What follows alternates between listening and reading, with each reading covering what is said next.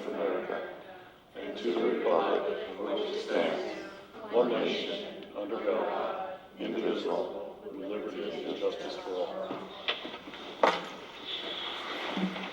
Okay, we're back from closed session, and before we report on what happened in closed session, Superintendent Sanchez has something that he'd like to share with our community.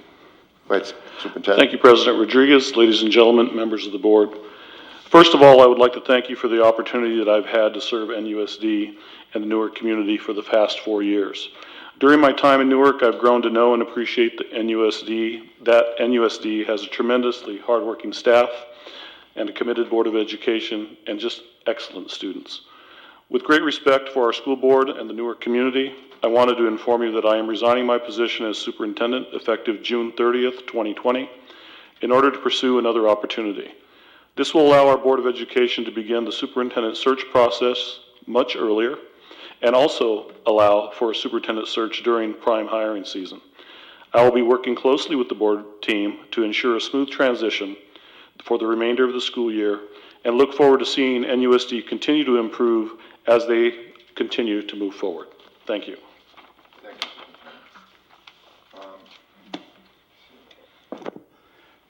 During closed session, we did discuss public employee discipline, conference with labor negotiator concerning NTA and CSEA, our negotiations, conference with legal counsel regarding anticipated litigation, and conference with legal counsel regarding assisting litigation, and the numbers are in there. Public employee appointment, that's going to be that's on the agenda, right, Jessica? The appointment, yes. The appointment, right. And then the expulsion will we discussed, and we'll vote on it toward the end of the meeting. Okay. Now, as far as the transition, Superintendent, I wanted to say I happened to be president when you came on, and being in a new state, new area, coming from Colorado, and at that time the board, you know, asked me to help with the transition and with your first year, and you came in at a very tough time for us. We were in deficit spending, as we have been for a while, and the budget was upside down, and naturally there's the hiring process. When we lose one superintendent, there's position to be filled and everything, and I felt that you handled all that professionally, and you could have easily said, now that I know what's going on here, that I'll look for employment somewhere else, but you didn't, and you just, you know, went with it, and it's been a very tough 4 years, and I wish you all the best, and I know we're going to be in a transition period, so I intend to meet with the superintendent tomorrow and with Associate Superintendent Salinas and talk about the transition. And we've asked Member Martinez and Member Gutierrez to meet with Superintendent and come up with a way that he can help us as we go through the transition. And the second meeting of December, we're probably going to be interviewing different firms that help with the selection of your superintendent. And we've done this before. And the norm for a superintendent in our area normally is 4 to 5 years. We wish you'd have stayed longer, but we're happy that you're going to stay with us and help us with the transition.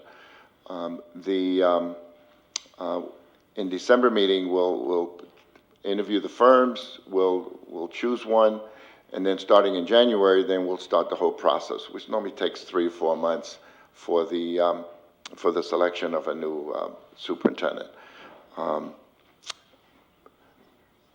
Bowen, did you want to say something? Yeah, I just want to thank the superintendent for your services in the district in the past 4 years. Thank you for your emphasis on equity and inclusion, and I look forward to working with you to make sure the transition is as smooth as possible. Thank you. Thank you. Member Nguyen? Just wanted to say thank you for helping me, onboarding me onto this board, and through the transition. And I just wanted to say thank you to you for doing a great job so far. Thank you. Okay, so,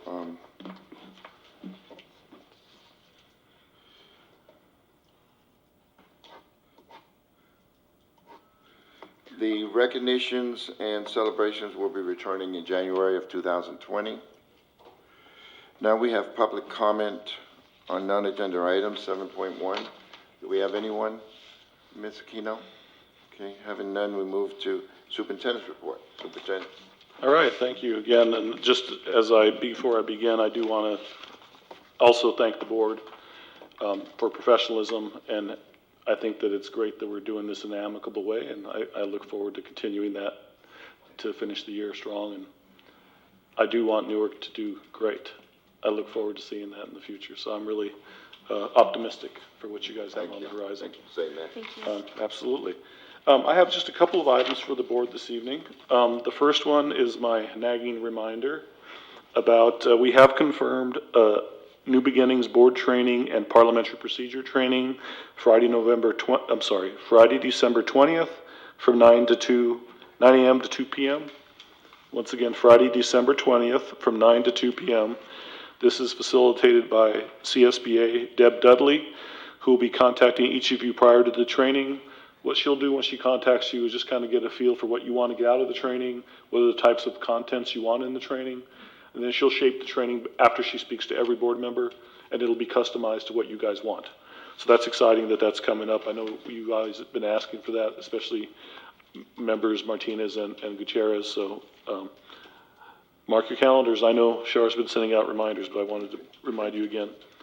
The second item is that Godby, the bond survey consultants that we've selected, would like to have a subcommittee of no more than 2 board members and any others from the district wishes to be involved in the survey process, but preferably not more than 5 altogether from the district plus 2 board members, so that they can be part of this committee that they're going to run relative to bond parcel tax survey committee. So just think about that if you're interested. And I know some members might be watching from home or maybe not, but just we'll remind them as well. So if you're interested in that, please let Char know, and we'll get your names to, the first 2 to get their name in will be on the committee. Okay. That's all I have at this time, Commissioner Rodriguez. So just to remind, or either to remind or bring everybody up to date, when you go through a transition, and naturally it's important for the superintendent and the associate superintendent to kind of work together. We want to make sure that, and I know Ms. Lopez put this up to me when she came in and to talk to me, as far as making sure that the things that we're doing continue, and that nothing, is stopped, or just because Superintendent Sanchez, would be in his last, let's say, 6 months. And then also, we'll get difficult times ahead of us in talking about the, the bond and different things, school closure. So you can rest assured that the board is planning to make sure that as we move forward, we have people in place to help us with all these different things, including the superintendent is going to be here through June. So, okay, staff reports. Associate Superintendent Salinas. Yes, good evening. As Ms. Aquino brings up the PowerPoint, we have an update for you as it relates to our dual immersion planning and some of the work that we've now embarked on.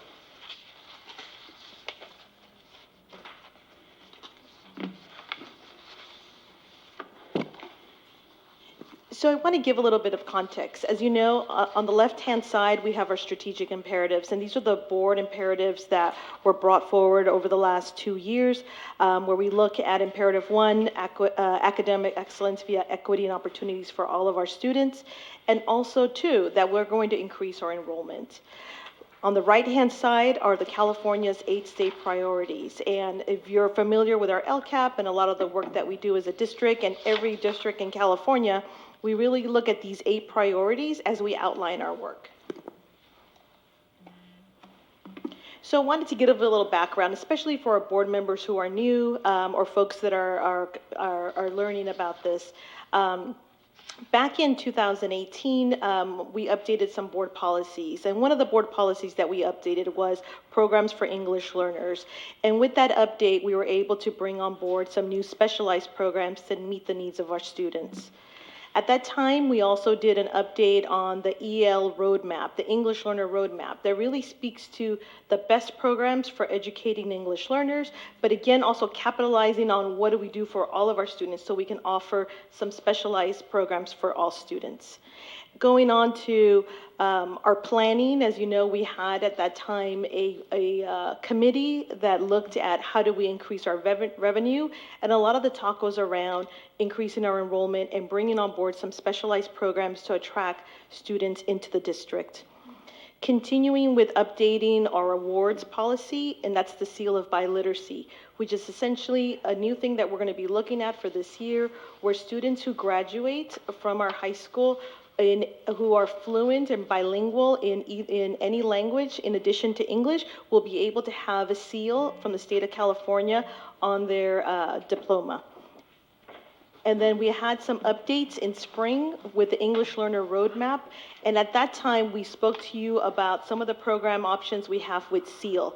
And that is, again, enhancing the work we're doing at our Title I schools. We also had a lot of parent feedback as to how do we optimize dual language immersion for students. And we also did a review of resources and really focused on Schilling Elementary as a school that's close to Area 3, but at the same time also has a lot of English learners, so we could attract some native English speakers to augment enrollment.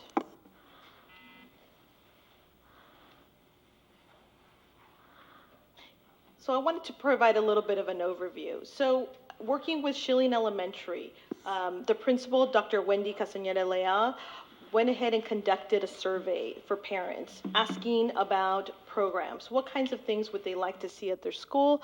Dual immersion came up, but then what language would they like to see? And overwhelmingly, the target language for a dual language immersion program was selecting and focusing on Spanish, which is quite natural knowing the composition of the school and the students that we already have and how do we better serve them. We also looked at our teachers and our principal who began to do some research and also partnered with me and with some members of educational services as they started to learn more about what does it mean to be a dual immersion strand within a school. So at that time, we had teachers last summer who, with Dr. Leal, attended trainings for I guess I would say the capstone program of dual language immersion, which is the DLI workshops over the summer. In the fall, Dr. Castañeda Leal did some presentations with her staff and also had very open discussions about what that could look like at Schilling Elementary. And we continue to looking at models and resources. This past couple of weeks, we had an opportunity to take a team of teachers and the principal to visit a 50-50 model in a neighboring school district to see what does that look like to the day-to-day. So we actually saw teachers in action teaching dual language immersion. And then we also had meetings with student services because we knew that it's not just about the pedagogy and the curriculum, but we also need to prepare for the operation side of it. What are the forms? What's the timeline? How do we get applications out to families who want their students to learn Spanish as a second language in a dual immersion setting? So we looked at some program models. And so what we looked at was that after looking at the research and seeing where we have seen optimal results, that a 50-50 program model would be something that's strong for our students. And essentially it is that half of the day is in English and the other half of the day is in Spanish. Students we would have a composition of a classroom where a third of the students would be English learners, a third of the students are learning Spanish as a second language, which means they're native English speakers. And then a third of the population may speak another language at home or may be initially fluent. And we looked at how this could really bridge the cross-cultural understandings and the developing of high academic achievement in both the first language, if it's English or if it's Spanish, and the second language, the reverse. So what we looked at in terms of goals was that we wanted to support a school-wide academic enrichment. a dual language immersion cannot start school-wide. It is essentially a strand within a school. So what we're looking at is that this would begin at kindergarten and first grade, but then the question is, how do we support the whole school to get some benefit of this? And so what the staff is starting to look at is how we could do school-wide assemblies for cross-cultural understanding, how we would build an after-school Spanish enrichment program for all students, whether or not they are in the kindergarten or first grade, so that all teachers get access, all students get access, even if it is a strand within the school. Essentially what happens is that year one, kindergarten and first grade are the first to have it, and then that strand grows throughout the school. It still leaves English-only classes as an option because not all parents may want this option, but it essentially becomes, as I said, a strand within the school. So, and I'm looking at how this printed out, but essentially we would work with the Schilling Elementary staff on curriculum and pedagogy. These are essentially our next steps. We would continue to develop all the forms and applications and make sure that the website is up and running. Because if we are looking at a 2021 implementation, a lot of this work and the parent information sessions will start in January. And we would also look at ensuring that all of our board policies and ARs, administrative regulations that support the program are already adopted and updated. Later on tonight, you're going to have the first reading of some of the board policies for intra and inter-district transfers. It speaks to specialized programs, which is why we're bringing those forward tonight to start to get ready for this. We would look at continuing with supporting the planning and implementation of family and parent recruiting events. We want our parents to be able to really know what it looks like, to have very open conversations with teachers and with the principal and with our team, with Ed Services, as to what would the program model look like. Our principal, Dr. Castaneda Leal, is going to be reaching out and has already got some feelers out to work with MCA to begin to develop a recruiting brochure and videos for families that we would have available. And then again, we need to continue to work with our labor partners. So I had a very beginning meeting with NTA and with Human Resources, because as you can imagine, then there's staffing implications. So we want to be sure that all staff are aware of this and that there is an opportunity to participate as a teacher in a dual language immersion strand. And we would meet with teachers to really review what are their professional development needs and what do they need as support. So I'm open for questions, but this was a very brief update. We look forward to sharing more. We're hoping our webpage will be up and running. The target for implementation of this strand is for fall of 2021. And we really see how this will be something to attract and increase our enrollment for Newark Unified, ensuring that at Schilling, we will have a community that we're going to build on their success. It's already a very dynamic community, a very active community, and we want to make sure that we build on that success and really expand to more students and bring in more students to Newark Unified. Thank you. Anyone? So if it's successful, will there be another site considered for dual immersion? Yes, absolutely. In my experience, I started in my past, I started a dual language immersion with Spanish, but it can be virtually any language. We want to have success with this strand, and then a year out, we can start to look at if there's another language. So for example, in a neighboring district, we started with Spanish and then saw a big need for Mandarin. And at that point, we could really see what other languages out there. Absolutely. Thank you. I have a question. Why can't we start this right away? How come it's got to wait until 2021? Essentially, it takes about half a year to plan. We want to make sure that the staff is aware of what are going to be the commitments and how we can support the staff to do this. Also with board policies have to be updated. So for example, when we look at Schilling Elementary, we want to make sure that priority is for Schilling students, siblings, kids within the district, but then also outside of the district. That takes time to plan. We also want to be sure that our families know what the commitment is. As it starts to grow, we can certainly stagger and start the next phase. I know that about a year ago, we also had interest around IB or around some other kind of specialized program, but that certainly would be something we can update and bring back.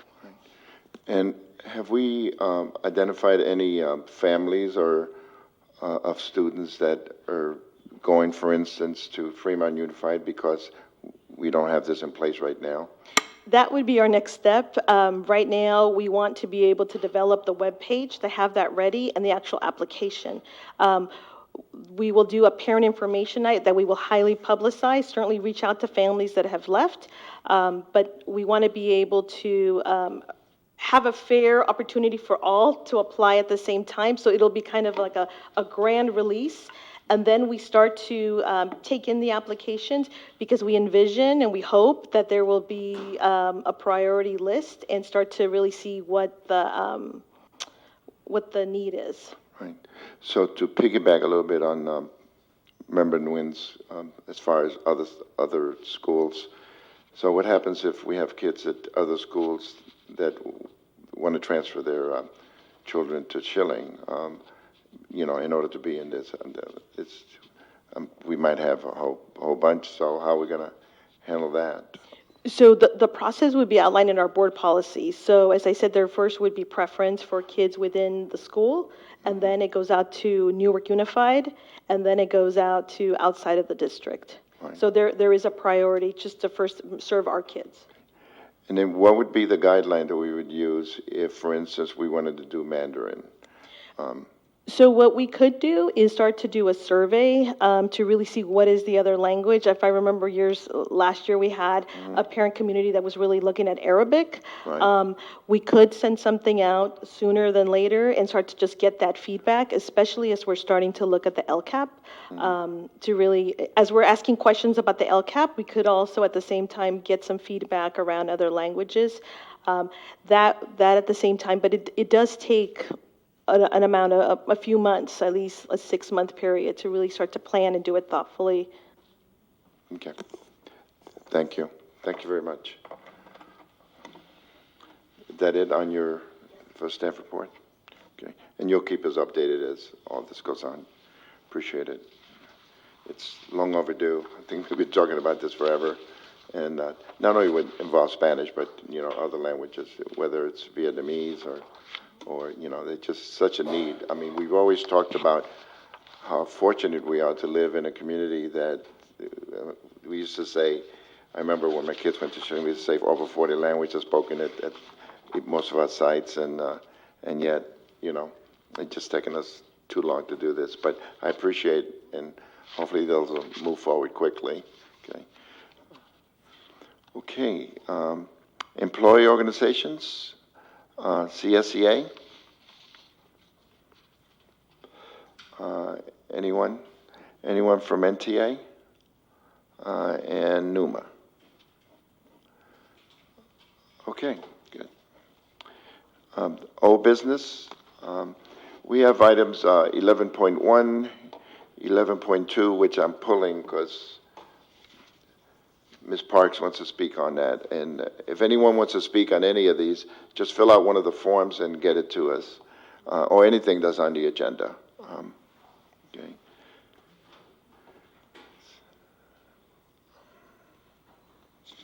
Did I miss something? Hold on. No. No, the public comment on non-agenda items. Where is that? It's number 7.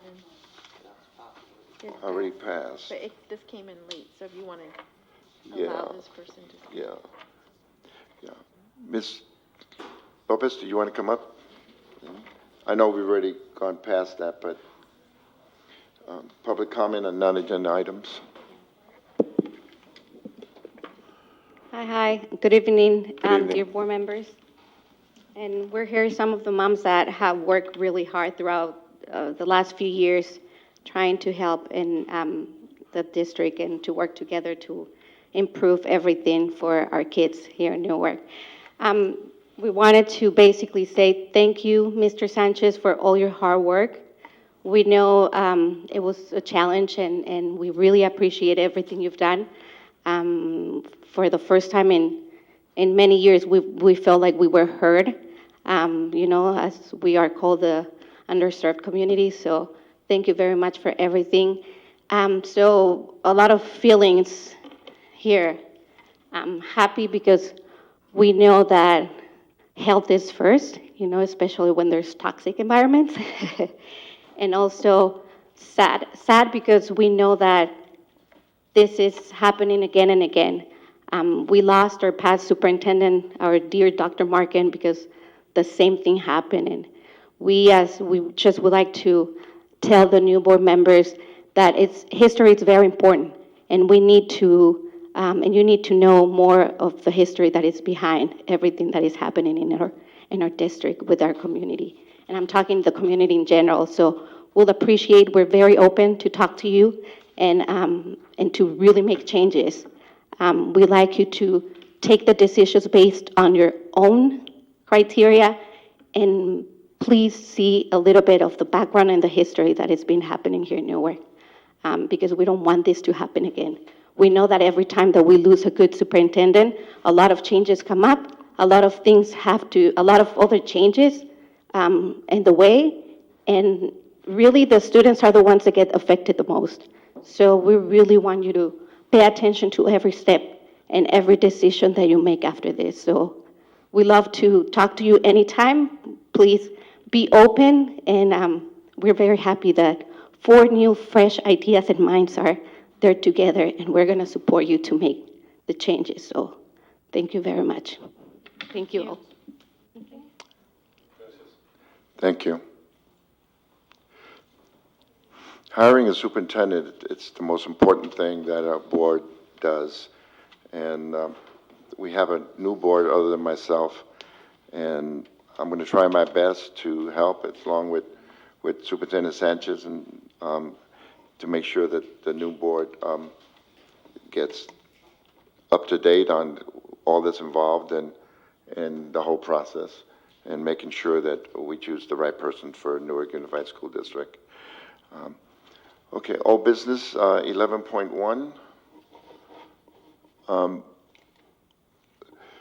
Board Policy 9322, agenda, meeting materials, second reading. So we need to vote on this. And staff recommends the board approve as presented with recommended revisions.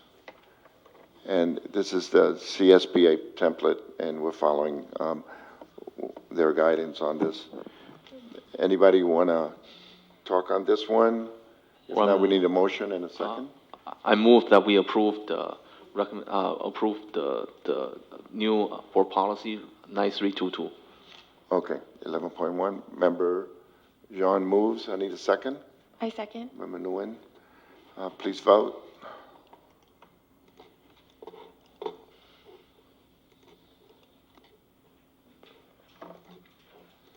Motion passes unanimously with the 3 board members that are here and the student board member. Cesar, why don't you tell me that I need to ask you first? Okay. I forgot. Come on. We'll get it right. Okay, go ahead. He's on vacation mode. You can share if you want to share on this particular item. On this one, nothing to comment on. Thank Okay. So we have 4 ayes. Member Martinez and Gutierrez absent. Thank you. Okay, 11.2, before we discuss that, Ms. Parks? And then Cesar. Good evening. Hi. Now I have the printed page, so I don't know what you all are looking at, but after they have the minutes and recordings, there's 2 paragraphs, and then it says, the minutes of the board meeting shall include but not limited to, and there's a colon. Then there's a box, and then on my page 2, it says the superintendent or designee shall distribute a copy of the unapproved minutes. But I think that paragraph was supposed to be removed, because then you have a number 1, number 2, number 3, number 4, which would follow the colon.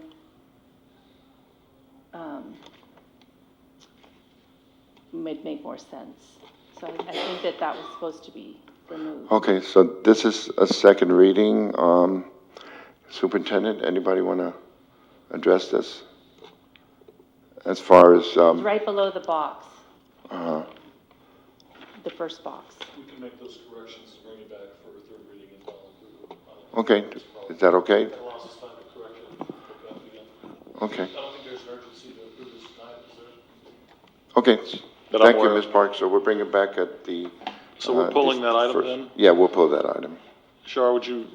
Are you okay with it, board? Yeah, I have one more point. Go ahead. You have a I think question? there might be, I think there's maybe it's a typo, maybe it's a grammatical error. So that same page, second page, a brief summary of the board's discussion on each agenda topic, rather than a verbatim record of each board members. I think there should be apostrophe between member and DS, because that's not board members' Where are you- specific points of view during discussion. Where are you looking? Second page, Second page, Number yeah. 2. You're talking, oh, down there. number 2. Okay. Each board member apostrophe as specific points of view, not just a. And I guess I have. Yeah, no, that, yeah. I guess see what I you're have. talking about. I also get a question regarding the 30-day erasure. So after 30 days, the recording may be erased or destroyed. But what happens after 30 days is if a member of the public asks for a public record request, Okay. how do we recover that one? Or Ms. Aquino? Well, currently too, we have it, it's available on the YouTube, but we have physical discs, and if someone needs it, we have records going back for years. Okay, then what is that 30-day? Like we may I believe the 30 days is a CSBA requirement, what are we required to do, but we as a district have them, and at any time, if we have a Records Act or something, we have the CDs to be able to provide that. So we actually don't erase after 30 days. I have the disc, so I do not erase anything. Okay. Yes. I also have one thing that I would like to comment on this specific item. Obviously at the last Wednesday, a special meeting, it was a special meeting, and as a result, it wasn't broadcast. So I think that, there should be some provision in this specific board policy that the board make a good faith effort, and I know Shar wasn't here to administer the recording at that time, but I do think it is in line with the board's goal of transparency that we make an attempt to broadcast as much as possible. So yeah, I would prefer that to be considered. okay. Ms. Aquino? Yes, and I appreciate your thoughts on that as well. To be specific, perfectly clear, actually, Brown Act, we are not governed by Brown Act to actually record meetings. That is a district choice to do. The other thing that we have to keep in mind for our district, we don't have an in-house person to do this, so we share the person we use with the city and other organizations. So when we call last-minute special meetings, he is not available at our disposal, and we do everything we can to record. But again, we are not governed by Brown Act to record meetings. Right. Again, we choose as a district to do that. So I think not to put words in his mouth, but it seems like Census is asking that we do everything possible. And absolutely, and we do. Yeah. And Duke tries to get here when he can. And like I said, I wanted to be known that he's not just our person, so we're sharing him. So even when we moved our meetings from Tuesdays to Thursdays, we had to make sure it's on the off weeks of the city meetings in which he films as well. So we will make every effort. And when we can, if we can't video, we will try to voice record as well. And that's something that unfortunately I wasn't here to do last week, but we will make every effort, and we try to. Okay, thank you for clarifying. Sure, oh, absolutely. Thank you. 11.3, Board Policy 9323.2, Actions by the Board, second reading. Cesar, did you want to address this one before we vote? No, I'm okay with the language presented here. Okay, so it's open for voting. I need a motion and a second for 11.3, Board Policy 9323.2. I move that we approve board policy 9323.2 as presented. Okay, Member John, I second. Member Nguyen seconds, please vote. Student. Oh, I'm sorry, student member vote.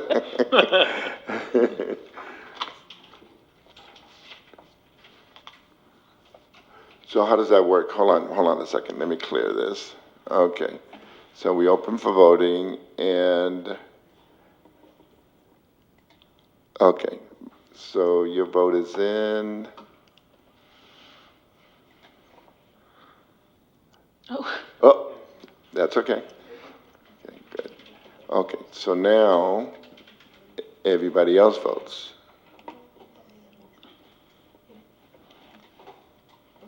All right.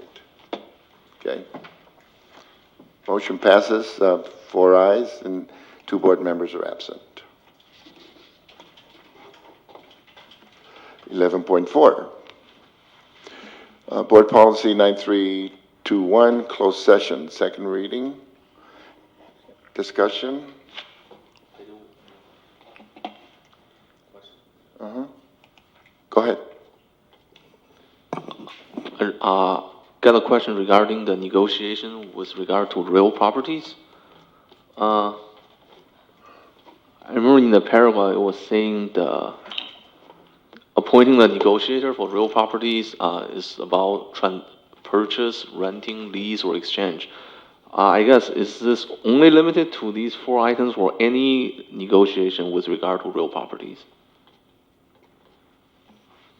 As far as my understanding, it is relative to any negotiation, even of considering sale of property can be done in closed session.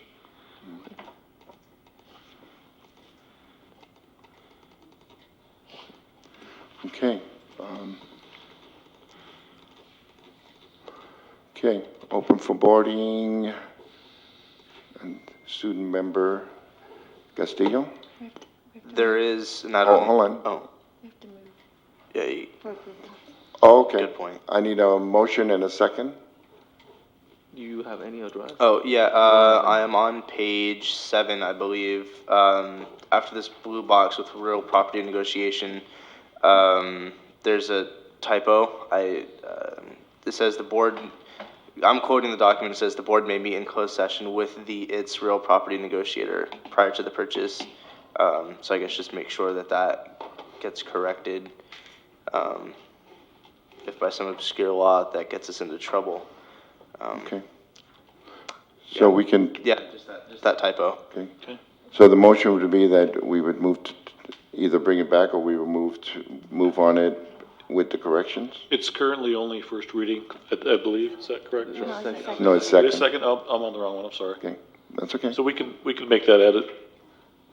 Okay. If I may, so you know, these are in your draft, these are the drafts. So these are just suggested edits from CSBA. We will not publish them incorrectly, they'll be clean copies. So some of the grammaticals that you may see are not to be grammatical, it's showing you the actual change CSBA. For example, making a small case T to a capital T. They have us show you everything. So I appreciate the feedback. We will clean them up, but I don't want you to think that we send them off this way. This is just the editing to kind of show the differentiated of the changes and everything happening. So Yeah. I just kind of wanted to make it clear how these come across. So.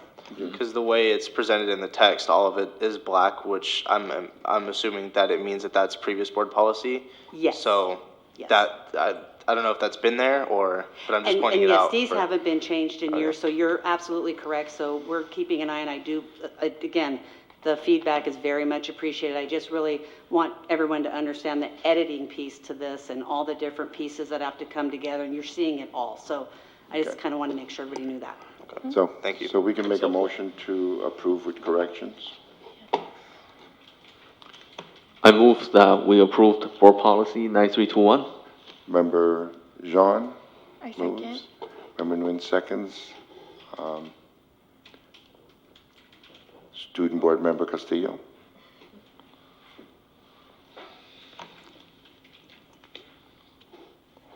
Hold on. Mine should be in. Yeah.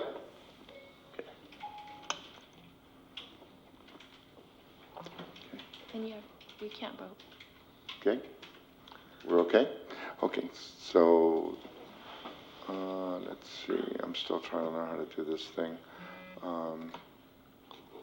Okay, everybody else votes, please. Yeah, we did it. Okay, motion passes, 4 ayes with Member Gutierrez Martinez absent. Okay, new business. Again, board policy. Now, these are first readings, so we normally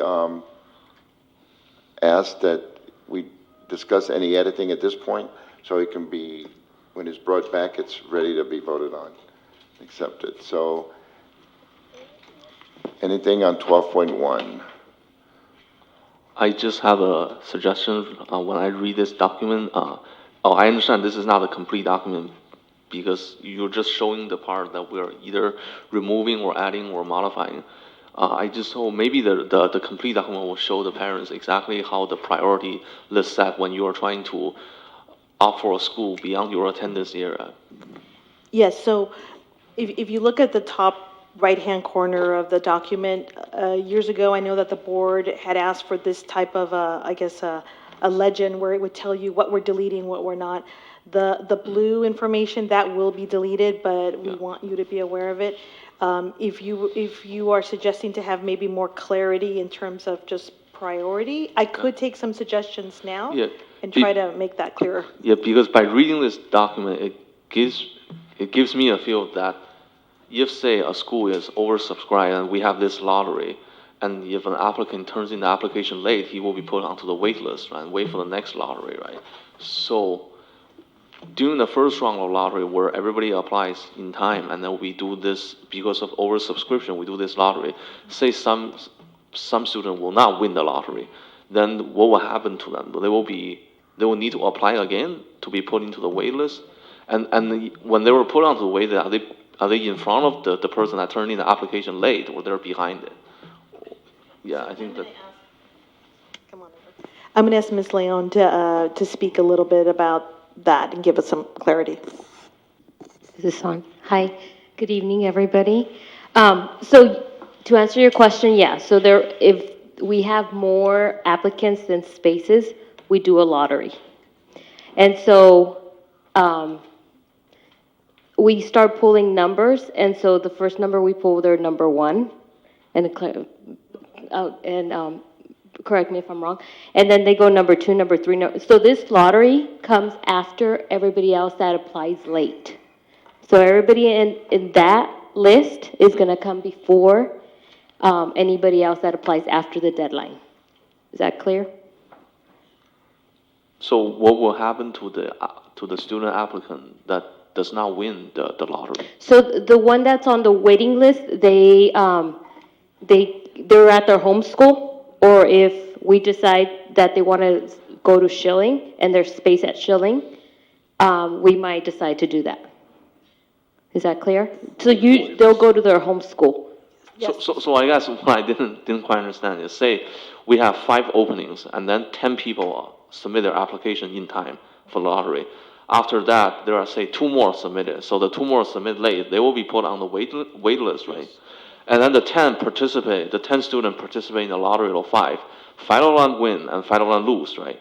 And the 5 that lose, if they want to apply to transfer to that school again, they will be put into the waiting list behind the 2 that submit late, right? Is that correct?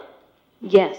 Okay. Yes, and so also if somebody moves that's in the program, if somebody moves, we go to the top person that's on the waiting list and we call them to come to the program. That's what I feel like, because sometimes if you're unlucky, you might apply early but get in later than someone that applied late, right? Yeah. Okay. And another thing I want to ask is, if you have, say, a new development coming in, and then you're in, say, school A attendance area, you are supposed to go to school A, and school A has full capacity due to we have intra-district transfer students.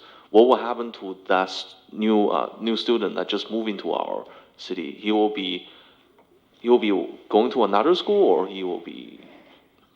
So usually we give priority to the people that live in that attendance area. Usually that's how we do it. Because on the board policy also says if you apply for a transfer, you win the lottery, no need to reapply. So if in the case of you have 100% capacity, next year you have 1 new person moving into the district of the attendance, and the school is full. So somebody will need to be kicked out of the school for the new person to get into the school, right? I see what you're saying. So that means there will be some people that might need to reapply. If they the win the program. lottery in the first year, Yeah. that's possible, right? I don't think I'm understanding. No, what I'm saying is, say, again, that school, 5 openings and 10 applicants, let's say five of them win. So in that year, you have 100% capacity, right? You have 5 people outside of the attendance area attending the school. Come next year, you have 1 new student who just moved into the city and lives in that school attendance area. So since we gave priority to this student, so he will be going to the school, then that means there will be 1 person being kicked out of the school, right? Given the school is already at 100% Right. capacity. So what we do is that we also have to follow ed code and with the board policy, so that essentially then becomes the homeschool for the student. But we also carry a list of the kids that it's not their homeschool, but we have a list. So as we're building capacity for the following year, we are aware of that, and we look at how we can leave room for a neighborhood school student who may move in, over the summer, and so we try to ensure that there's capacity. As you remember the conversations about overflowing students and last one in, first one out, we would still continue to keep that list. But what I'm hearing from you is that although we're updating the board policy, on the website, we need to have just a clearer way of the Yes. rules so that parents are able to not have to dig through a document like this. So what we could do is on the website that we have for enrollment, put some very clear direction. Yeah. If you're there by inter-district, these are the rules. If you're there by intra-district, these are the rules. Yeah, We can do that in yeah, because by parent-friendly. reading the document regarding applying to intra-district transfer, the sense is really it's better to be late than unlucky. I have a suggestion. Both of these policies, this has been contention. This has been an area of need for a while, that we have a very clear policy. I had a gentleman a couple of years ago that bought his house right across the street from one of our schools, and he had a 2nd grader, and he was told that, it was full. And he wanted us to go through all the students and have the students leave, because even though they had been there a couple of years, he wanted his student naturally, because he lives across the street. So because there's so many questions, and this is such an important issue, because we want to make sure that we're fair to everybody, and we do have grandfathering in. Do we still do that? Where if a student's been there, even though they don't live in the school boundary, they get to stay? Right, but that's our ed code, so yes, so Right. that's what we have to follow. Okay, so maybe this will be, before we adopt these, maybe have a study session on these. To me, it's so important that the board is clear, especially since we have a new board, on making sure that everything flows, so that our parents feel that, they're not going from one place. They go to one school to apply, and then the district office. So we cover the whole spectrum of things. We could, my only, as I shared in the previous presentation, we are hoping to unveil the recruitment efforts for the dual immersion in January.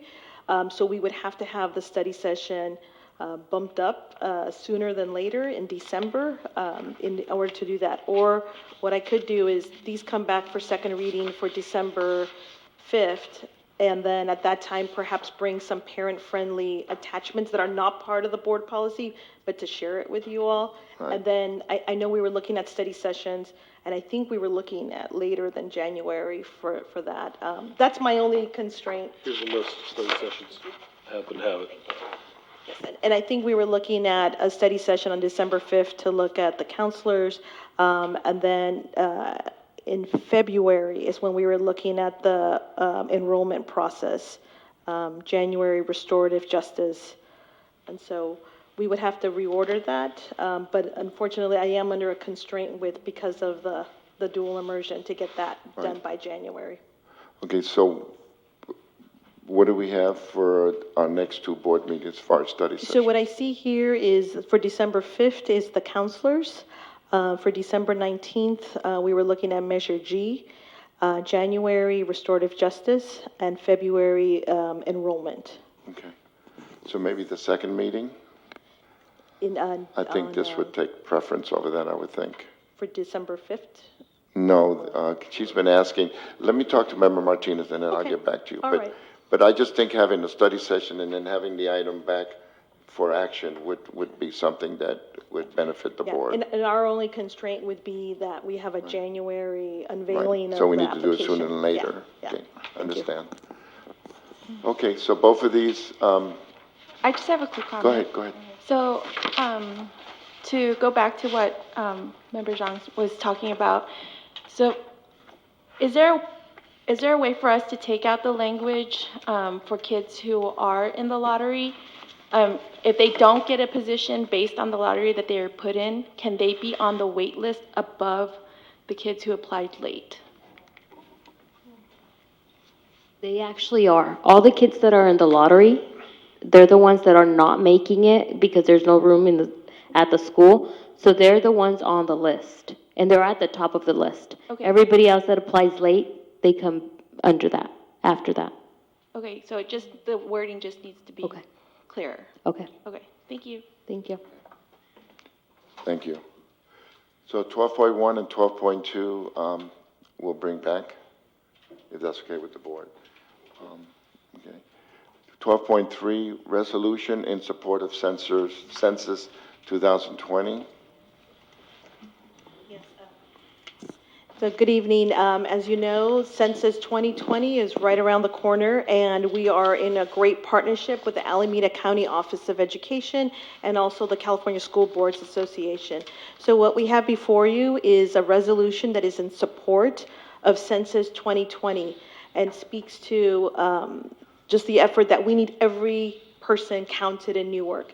Because what that has on the other end, one, recognition of the number of families and kids and adults that we have in Newark, but also, as you know, that there's funding tied to it. So every person must be counted, every person counts, and so this is a resolution in support of it. We have the Alameda County Office of Education is going to partner with us to ensure that we get the information out. I know the city of Newark is also making an effort on their part. So we bring forward this resolution for your approval. Okay, discussion. Motion and second, please. I move that we approve Resolution 2052 regarding Census 2020. Okay, I'll second. Mr. Castillo? Vote or discussion? Go ahead, did you want to, let me open for voting.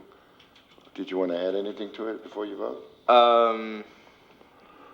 No, I mean, the census is something that, obviously influences, may seem like a very abstract concept, but it has a variety of influences on our daily lives. And it is important for every family, and not just Newark or not just in Alameda County or in California, but in the entire United States, to respond to the census.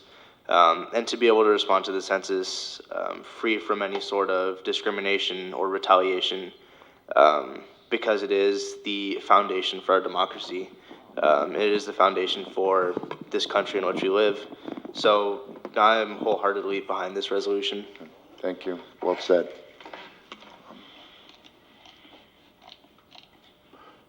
Okay. Everybody vote, please.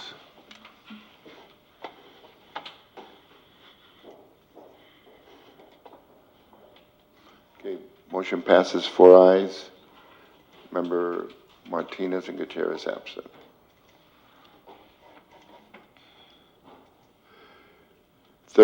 Consent agenda, 13.1 personnel report.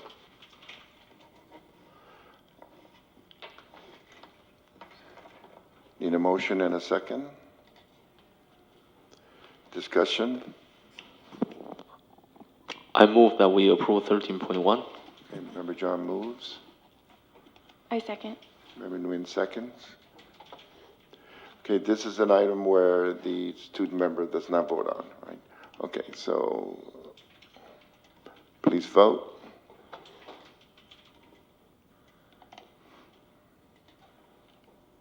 Motion passes, 3 ayes with Member Martinez Gutierrez absent. Did you want to say anything on this? Okay.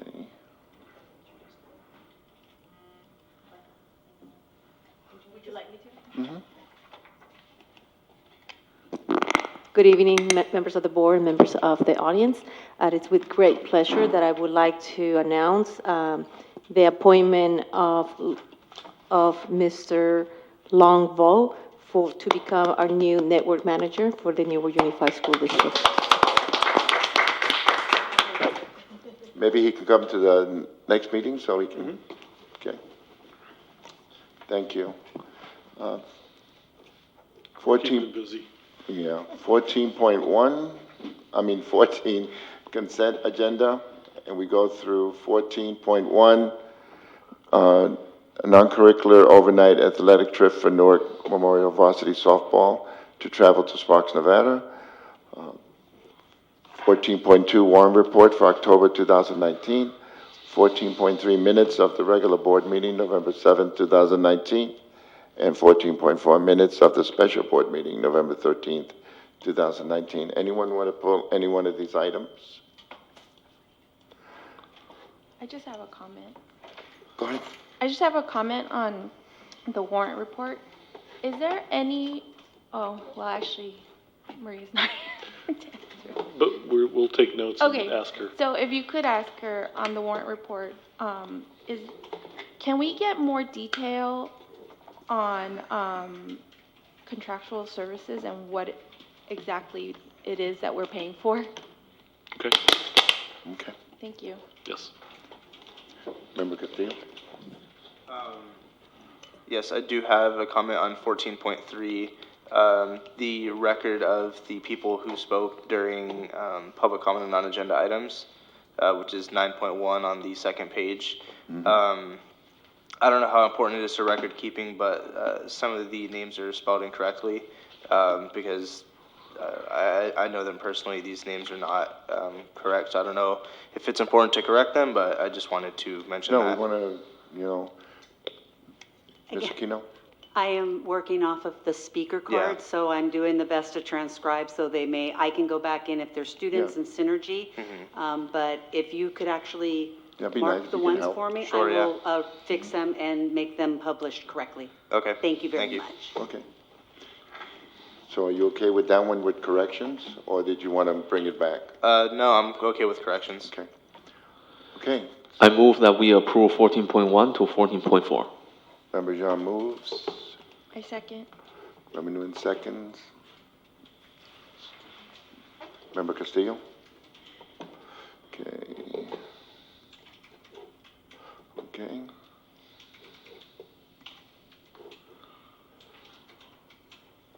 Okay, everybody vote? Okay, excellent. Motion passes 4 ayes with Member Gutierrez, Member Martinez not here.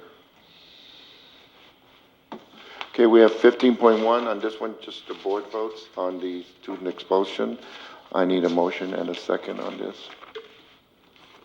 I move to confirm the expulsion. Okay, I second. Please vote.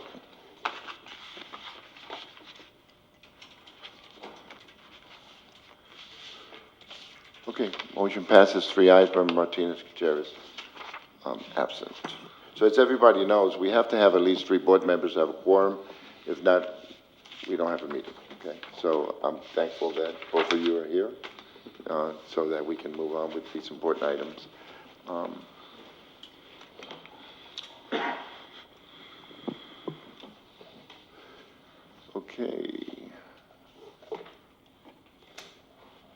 Okay, 16.1, Board of Education Committee Reports, Announcements, Requests, Debrief, and Discussion. You want to go first, Cesar? Sure. So I have a few things to announce. The robotics team, in my last report, they went to Saratoga.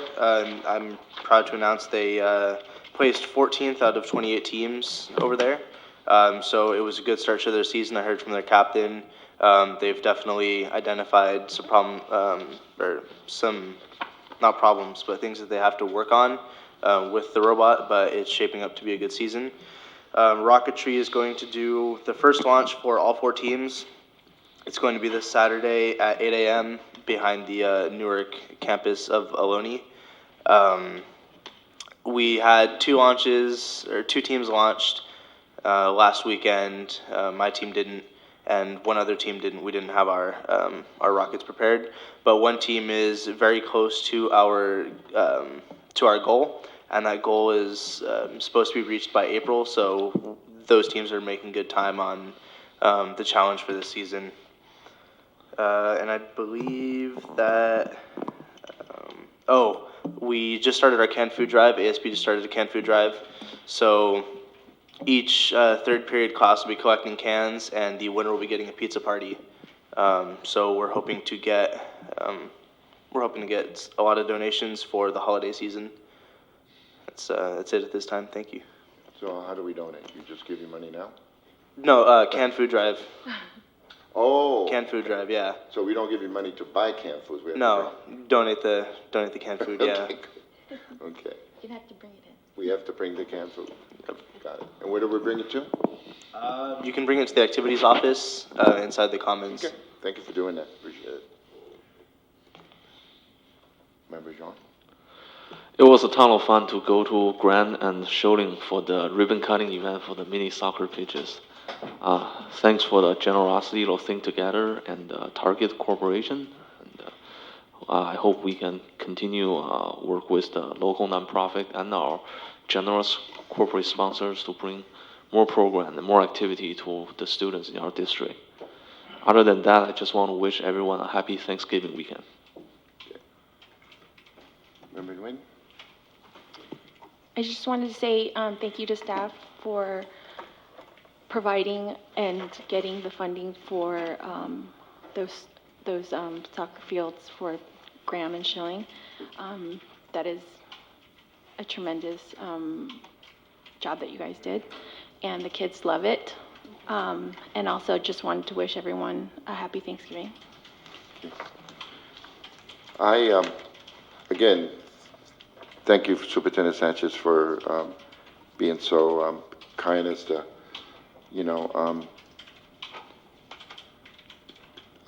as far as the agreement that we're going to have in helping us through the whole transition. We look forward to any events that are going on. We want to make sure you're involved, and I know you and Associate Superintendent Salinas get along very well, so this should be a pretty easy to, move this forward. Again, I want to talk about the Community Engagement Committee, and hopefully we get people that want to be involved in that. And the ribbon cutting, thank you, Owen, for mentioning that. It's very exciting. It's exciting when partnerships that we have, and what happens when people get together, we can do great things. The League of Volunteers, Love Newark, it's going to have their Thanksgiving feast for feeding the homeless on Thanksgiving Day at 12 noon at the Newark Pavilion. You're all welcome to come. And I want to thank all the young people, the leadership groups from all the schools, but especially Newark Memorial, that work very hard during this time of year, and also Bridgepoint, and they also do, and also at the McGregor site and the junior high school also. So all the students that are involved, I think it's so important to have students involved. I had the opportunity of taking my grandson to visit a person that I know that's homeless, and he's over when you get off the freeway on 84. His name is Bruce. He's in a wheelchair, and so I took Joaquin over there, and we gave him some cheeseburgers and some water and stuff, and so we got a chance to chat with them. There were 2 or 3 people there, and homeless they come with so many different things, whether it's a Vietnam vet or whether it's just someone that just likes being alone. I remember serving on an organization that was trying to find homes, and and jobs for homeless, and sometimes they just didn't want it. You know, they just wanted you to help them for that particular day. And I know it's difficult for us that work with them.